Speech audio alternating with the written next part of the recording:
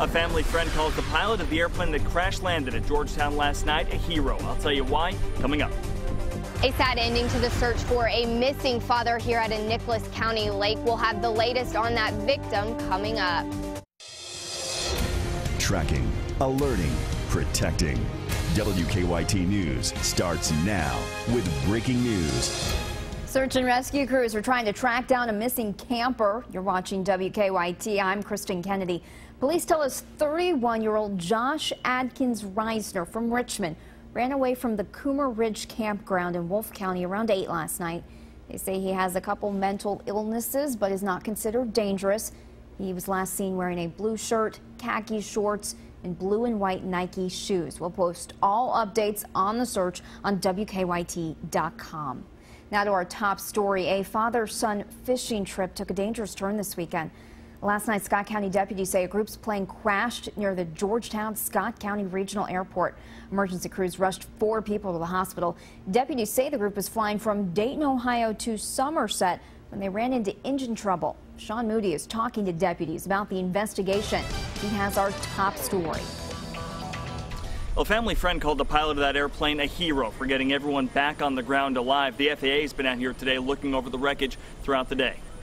A family friend said the people on board the Beechcraft King Air were coming back from a fishing trip in Canada. They were flying a leg from Dayton to their home in Somerset when the plane ran into trouble. So there was some type of engine failure. He just basically lost control after a certain point.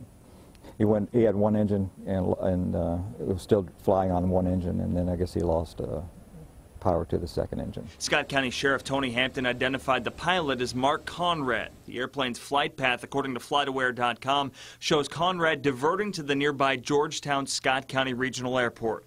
Donovan said Conrad was able to get word to air traffic control that they would try an emergency landing there. They went ahead and got ready and started heading this way, so we're a little proactive and got here really quick.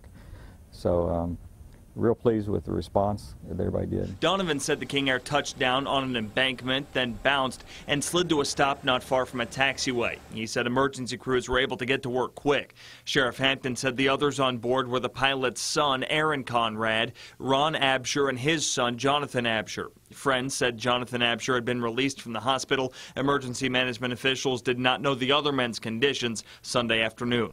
Now, emergency management officials weren't sure if the National Transportation Safety Board would be out here since there were no fatalities. They said that the FAA may just brief the NTSB on the accident.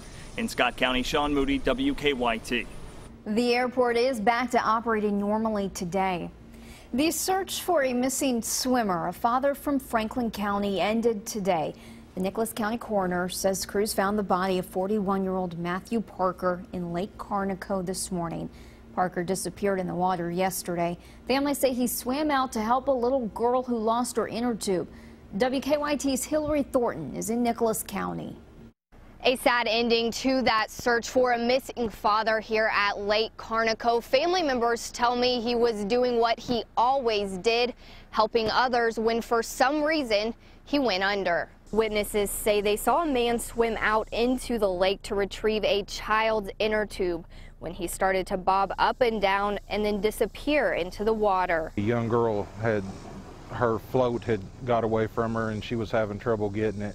He offered to go out and get it for her and swim out to get it. The Nicholas County Deputy Coroner has identified that man as 41-year-old Matthew Lewis Parker, who he says was swimming at the lake with his family when he saw another child who needed help. It was just another child that was playing out in the water, and he didn't want her to have to go out that far, so he went out to get it for her, and unfortunately.